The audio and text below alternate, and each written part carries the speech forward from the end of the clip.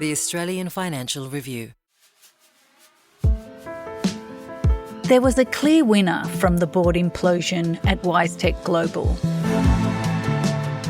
WiseTech founder Richard White thumbs his nose at critics by reinstalling himself at the helm of the logistics software business. Founder Richard White is back in control. I want to let you know that I'm fully engaged and here for the long haul. Last week, 4 WiseTech directors, including the chairman, resigned, citing intractable differences with the rest of the board about White's ongoing role. The mass exodus followed months of allegations of inappropriate conduct against White and revelations about his messy private life. With the independent directors out of the way, White reneged on his deal to take on a consulting role. Instead, he was appointed executive chairman, putting him back at the top of the company he founded 30 years ago. Welcome to The Fin. I'm Lisa Murray. Today, senior reporter Max Mason and Chanticleer columnist James Thompson on WiseTech's tumultuous 5 months, Richard White's second coming, and whether he should stay in charge.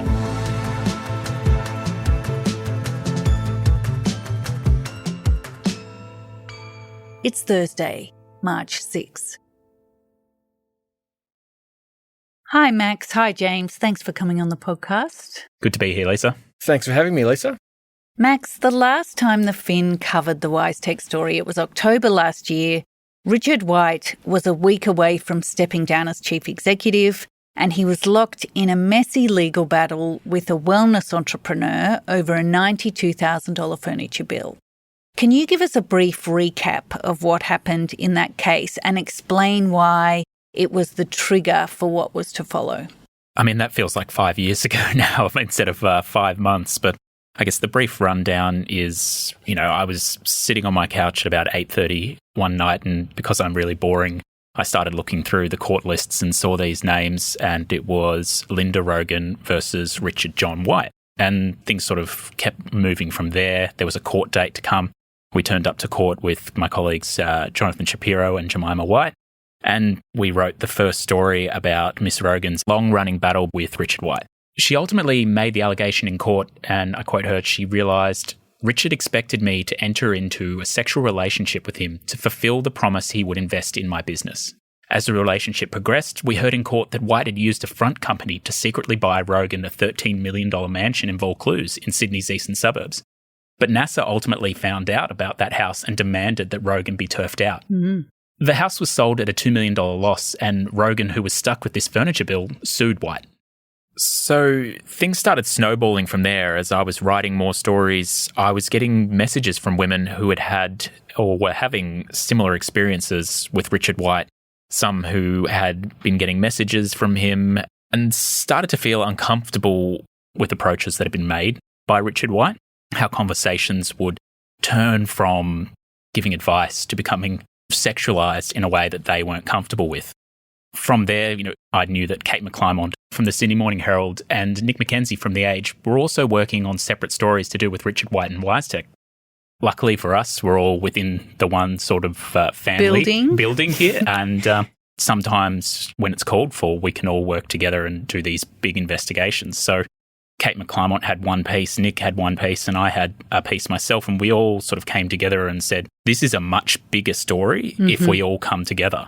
We started publishing, I think it was 5 front pages in a row, the first to do with a settlement that he'd made with a former lover for $2 million, other approaches to women that they felt uncomfortable with, approaches through LinkedIn, which sort of gave him the moniker of the LinkedIn Lecher, and that White had bought a $7 million waterfront mansion in Melbourne for a former lover and WiseTech employee, Kristen Kontos. And the final straw that week was a story that we wrote about former Telstra executive and WiseTech director Christine Holman, who resigned in 2019. We reported that at the time of her resignation, she made allegations in a memo to the board of sustained bullying and intimidation against White. Now, White denied these, but, this absolute avalanche of stories sort of forced the board to act, and on October 24, White resigned. James, White agrees to step down as CEO, and he also agrees to sign a consulting agreement with the company that effectively gives him the same $1 million salary and the same responsibilities, as well as the title of founding CEO. What was the reaction to this compromise? I think it was probably cautious approval. Obviously, the shareholders were very concerned about what was going on at WiseTech around this time. Nobody likes being invested in a company where the scandal just keeps building and building day by day. But at the same time, White is seen as the linchpin of this company. Without Richard White, WiseTech isn't brought into being. It doesn't become a public company. It doesn't become a $40 billion public company. So the shareholders are torn. They want good governance on one hand, but they'd also like White to stick around.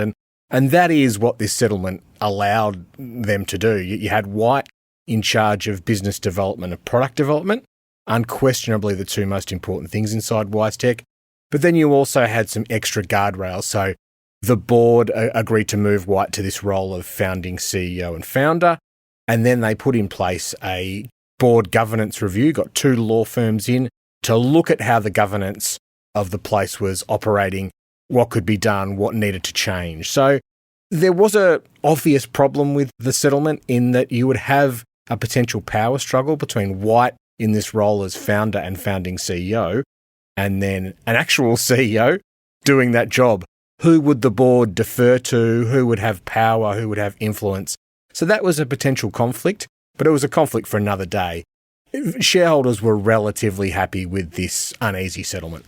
Does that bring to bear this whole idea of key man risk? Totally. I mean, what we had here was a company that was all built around one person. I mean, the idea that one guy is in charge of product development and business development is very rare in corporate Australia. But this is what happens in a founder-led company. They're different. It's the founder's vision that investors buy into, and they want to keep that founder at the centre of everything as long as they can while it's working. Max, at this point, your investigation took a different turn as you started to receive information about White's private life and his marriage to Zena Nasser, and you and Kate McClymont from the Sydney Morning Herald worked on that story. Why did that become important? Well, that became important because just of the different people around some deals that Richard White was making, in particular 3 Western Sydney property developments he began financing. Now, these were formerly owned by Zena Nasser's ex-husband, Mark Murphy.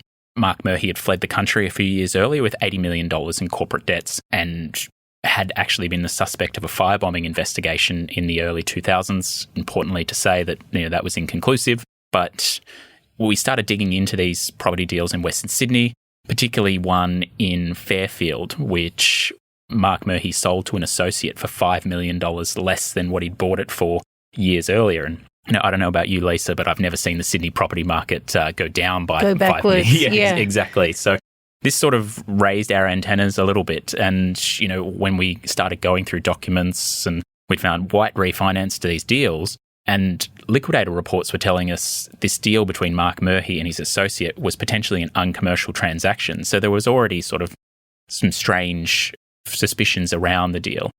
Now, those investigations never went anywhere because the liquidator didn't have any funding. But it was all these sorts of things where White has all these other quite glamorous properties. He owns a bunch of the Eliza building in the middle of Sydney. He has Palm Beach properties. He has properties all through Mascot, but he hasn't really done big property developments. So they were important because they kind of linked Zena into his business life. So after we reported those deals, White actually decided to back out of those deals and actually call in the loans. But this also got us thinking about who is Zena Nasser because of this connection with Mark Murphy, and why was Richard White doing these deals in Western Sydney? And we started looking at her. She's a former criminal defence lawyer who had an absolute sort of array of Sydney underworld figures as clients. You had Hassan Kalachi, the drug importer, Michael Ibrahim, who's the brother of the King's Cross identity John Ibrahim, and also convicted murderer Bassam Hamzi. So Nasser caught your interest via those property deals and the association with Mark Murphy and those developments. How did your investigation come to focus on hers and White's relationship? So after the story about the property deals, we started getting even more information from more sources about Zena NASA and her history and then also the history of White and NASA's relationship. Now, this relationship began in 2020 in lockdown, and it actually began on LinkedIn. We're told that Zena NASA actually reached out to Richard White on LinkedIn and they started dating there in 2020. And she was working for a Chinese property developer at the time, but then ultimately began to work for White and his private company as a legal advisor for $400,000 a year. Mm-hmm. But it wasn't a very calm relationship. It was quite tumultuous, and we discovered through these various leaked emails, correspondence, draft legal documents that White had actually tried to leave NASA 3 years ago. And part of those documents was a 36-page affidavit prepared but never sworn by White towards the end of May 2022. We should note here, though, that while all this personal turmoil is exploding behind the scenes, shareholders are only seeing the good stuff. White's wealth is exploding because WiseTech's share price is surging. They came out of the pandemic, and as global trade reopened, goods started moving around the world again. Owning a logistics software company was the perfect place to be. So with WiseTech shares booming, White moved up the rich list to sit just outside the top 10. He was at number 11 with a fortune of nearly $12 billion. Yeah, so his business life is obviously skyrocketing. But at that time in May 2022, after he'd indicated that he didn't want to be with Zena NASA anymore, he actually said that he wanted to be with his former partner, Kristen Kontos, who we mentioned earlier in the podcast. And in this affidavit, White made the very, very serious claim that NASA had actually assaulted him. We should say at the outset, we're not saying any of these allegations are true, just that they were made. In that affidavit as well, he also said that she made allegations which he denied and demanded $50 million in houses, boarding school fees and cash. She actually threatened to go to the AFR about the earlier settlement that we mentioned at the top of the podcast, the $2 million deal with a former lover. But this wasn't even the first bout of acrimony between the pair. Zena had actually lodged an apprehended violence order against White in March 2021, and a month later, it's withdrawn. So in 2022, they go into mediation, and White is represented by this private investigator called Max Turbot. And through our investigation, we discover that he's since been indicted in California on a $58 million extortion attempt.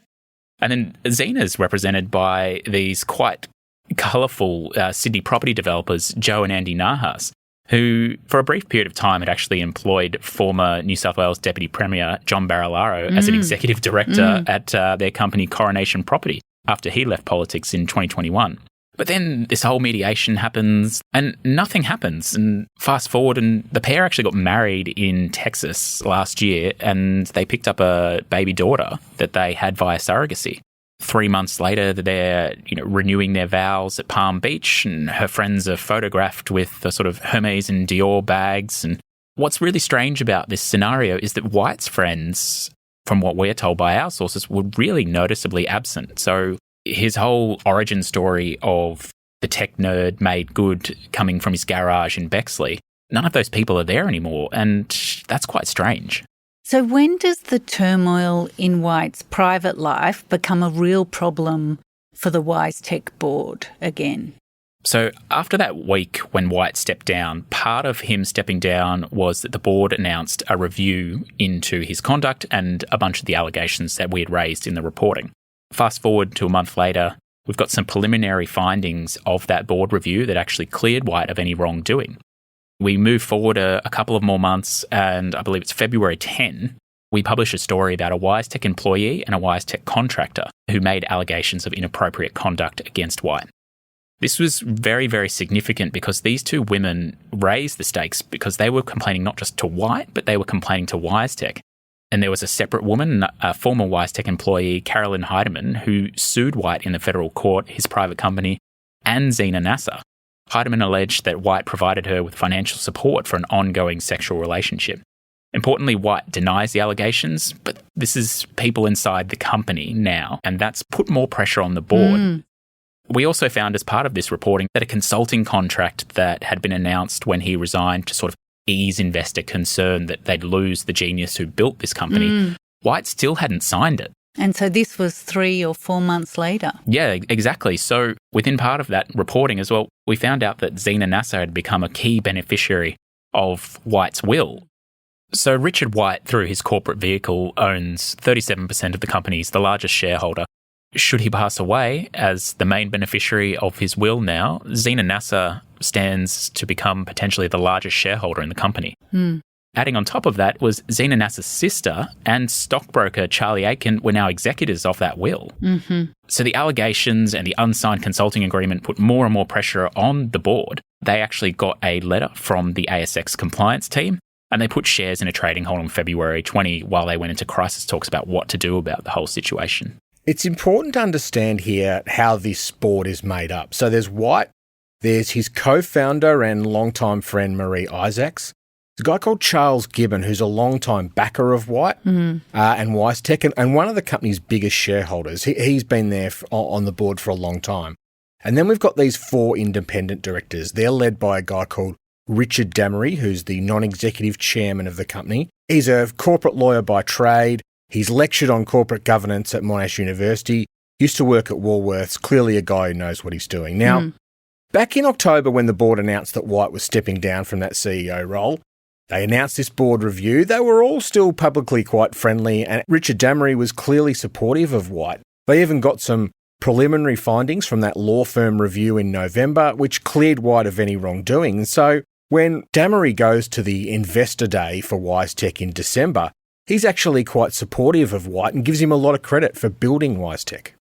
He had the vision, the tenacity, and the huge intellectual horsepower to imagine and build this great company. Importantly, in December, Damery also makes it clear that he wants White to be sticking around. And Richard's commitment to WiseTech remains as strong today as it has ever been. Quite simply, Richard's not going anywhere. But there was a little hint of tension. There was a question about what responsibility the independent directors felt at WiseTech, and Damery sort of pushed back a little bit. We're a very collaborative board, and we recognise the unique context that we're governing here at WiseTech. We look to set high governance standards without being slavish followers of fashion, if I can put it that way.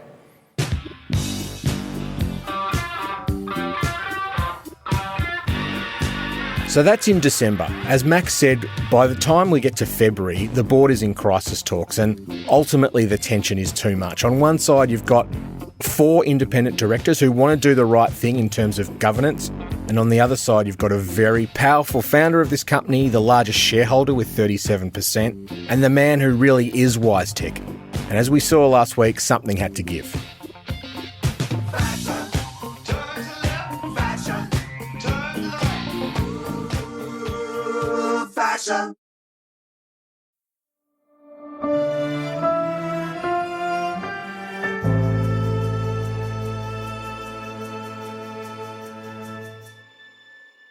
We're talking about the extraordinary board implosion at logistics software firm WiseTech last week. 4 directors, more than half the board, quit their positions following a tumultuous 5 months for the company. Max, what happened that day and why did they resign? It was a pretty extraordinary day. So shares have been in a trading halt since the previous Thursday. There was sort of suspicions that the board review would be released that week. We published our story about the turbulent relationship between Nasser and White that morning. And then between sort of 8:30 and 9 o'clock, this release comes out that 4 of the independent directors from WiseTech are resigning. Lisa Brock, the chair, Richard Damery, Michael Malone, and Fiona Pakpoy. They cited intractable differences over the ongoing role of Richard White. We understand they wanted him to sign the consulting agreement and release the review. He didn't want to do that, and our subsequent reporting, we found that White had actually threatened to sue the independent directors over the release of the report, which he believed was defamatory. Now, we've got these 4 people leaving. There was one other person who came back. Michael Gregg was an early WiseTech and White backer. He was previously on the board for 16 years, and he'd sort of been off it for 2 years. So the market didn't know what to think. This was sort of unprecedented. Shares absolutely crash. They go from over $120 to around $90. And then on Wednesday, James, there's another big announcement. Richard White is back in charge. He's announced as the company's executive chairman. What was the reaction to that announcement? Well, I think by this stage, Lisa, investors are a bit punch drunk. This has been a week of drama unlike really anything you see usually from a ASX 50 company. So I think investors are torn again. They're happy to see White back and apparently re-energised and in more control than he's ever had over WiseTech. So he's back as executive chairman. He's clearly running the place. But at the same time, the board is now reduced to a couple of people, Charles Gibbon and Marie Isaacs. And then we hear there's another board member coming on, a guy called Michael Gregg, who's previously served on the WiseTech board. He's a big investor in the company, a big supporter of White. And he's going to be the lead independent director, which is an interesting title in itself because the ASX principles say after about 10 years on a board, then you're no longer considered to be independent. Now, it's a construct, right? There's no hard and fast rules. But it's worth noting that Greg's previous stint on the board was 16 years, from 2006 to 2022. So his independence in that previous phase was certainly under question if you go by the ASX corporate governance principles. The other thing we find out on the day that White comes back as executive chairman is the board's clearly unhappy with this board governance review previously ordered by Richard Damery. And suddenly this board review is going to be reviewed itself by Michael Gregg, who's going to look at the scope, who was interviewed, is it fair, is it reasonable, how's it progressing? But there's no date as to when that review is going to be released. We had expected it around the time of the December half results, but now it's been pushed back. The only thing we've got a commitment to is that there'll be an update on the scope of the review sometime down the track. Will the real review completed as intended ever see the light of day? That's a bit up in the air now. We hope it will be, and I'm sure lots of shareholders would like, for the sake of good governance, this review to be produced. But what form it takes, what it looks like, whether it holds true to the principles that Damery and those independent directors intended it to hold, that's a bit of a question. And so the rebuilding of this board is going to take some time. And during that period, White is clearly in control as executive chairman with a tiny board made up of mostly people he's long been associated with. And Max, the corporate regulator said last week it was making preliminary inquiries following the dramatic changes on the WiseTech board. Do you think anything will come of that? Well, I'm not going to sort of front run the corporate regulator, but I mean, there's certainly some things to look at. After the board announcement on the Monday, we called ASIC on the Wednesday to see whether they were looking into anything, and they gave us a written statement from the chair, Joe Longo. He said the regulator was making preliminary inquiries into everything that's been happening at WiseTech. Later that week, he repeated the position during Senate estimates, and he said, "It's certainly the case that we're very interested in what's going on at WiseTech and the extraordinary manoeuvres at board level." Interestingly, for a corporate regulator, Longo actually spoke directly to White's conduct and said, "There's been some personal misbehaviour, personal conduct that's unattractive of a wide nature, and that can, in the boardroom, can lead to trouble, can lead to governance issues." Longo also characterised the board manoeuvres as extraordinary, but cautioned whether that leads to actionable breaches of the Corporations Act that ASIC can do something about. That's a really different matter. Look, I'm glad the corporate regulator's taking a look at this. I think ASIC chairman Joe Longo wants to be on top of these things that are in the media and in the sort of zeitgeist. But I'm not sure where this ASIC inquiry will go. They'll have a look at everything that's happened, but I think there's enough sort of drama around this company at the moment that the ASIC thing will just be another cherry on top. Separately, on the same day, Kate and I also reported that Richard White had continued to sell down shares during this very turbulent period of time. He hadn't actually signed the consultancy agreement. We found that he'd sold $200 million worth of shares between December 24 and the day before. Now, it's important to caveat that White is constantly selling WiseTech shares. He has done so since the ASX listing back in 2016. What's really important to note is, though, that this was a very, very tumultuous period for WiseTech. A final couple of questions for both of you. Can Richard White stay in charge of WiseTech? And what lessons can be taken from this? Well, I think the first lesson to take from this, Lisa, is, as I've written in the past, this is another example where money talks and concerns about things like environmental, social, governance problems, they walk. When there's financial pain at a company, over ESG-related matters like we're seeing here. It's amazing how many times the shareholders prefer that the status quo is maintained so they can keep making money. But the problem for investors is that once there's questions over a founder's judgment, and there's clearly questions over White's judgment in the way that stuff in his personal life spilled over into his professional life, those questions of judgment don't go away. There'll be a nagging doubt about investors. They'll be watching this closely to make sure that White can keep the show on track.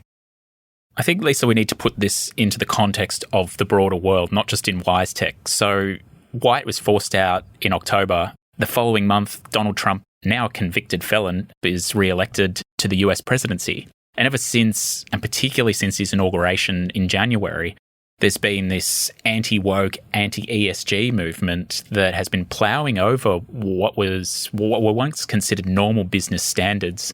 So if you're Richard White and you're sitting back over the summer at your various properties in Dubai and Switzerland, and you're watching this quite large cultural moment play out in the United States, corporates over there are getting rid of their DEI policies left, right and centre because of the Trump administration putting pressure on corporate America. White's got to be thinking, I built this company. The company itself has a great product. And until the scandal that erupted in October, WiseTech's share price had been on an absolute tear. He'd made so many people so much money, not just himself. He's got to have been thinking, why shouldn't I run this thing? It's mine. The momentum's behind me. The culture is behind me. I own 37%. I'm going to come back. White has done something amazing. Like, this business is amazing. It's gone into a very narrow niche of a very important industry and totally dominated it. And there's been big software companies have a crack at this, and WiseTech is the last man standing. And you look across the globe, it's not just people in Australia, it's people overseas who say, this is the undisputed king of this business. It's pretty impressive that he's done this from Sydney, apparently almost by himself. So you can't dispute the guy's genius, but what you can question now is his judgment. Is he the right guy to carry this forward? I don't know. Thanks, James. Thanks, Max.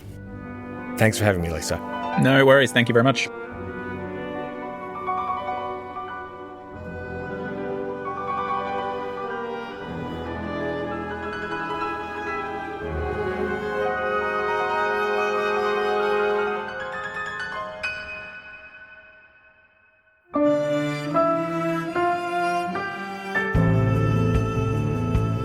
Thank you for listening to The Fin. I'm Lisa Murray, with Max Mason and James Thompson reporting today. The Fin is produced by Alex Gow. Lap Fan is head of podcast. Fiona Buffini is head of premium content. Our theme is by Alex Gow. If you like the show and want to hear more, follow us wherever you get your podcasts and consider rating and reviewing us, as it helps others find us. And just a heads up, once the federal election campaign kicks off, The Fin will be releasing a special weekly podcast. Every Tuesday, I'll be joined by political editor Phil Curry and our other Canberra experts to break down the big issues. If you want to be ahead of the game, send us in your questions for the political panel. Email thefin@afr.com.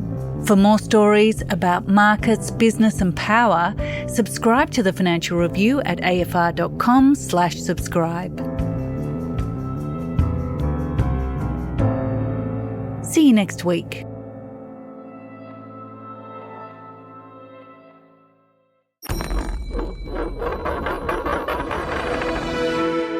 The Australian Financial Review.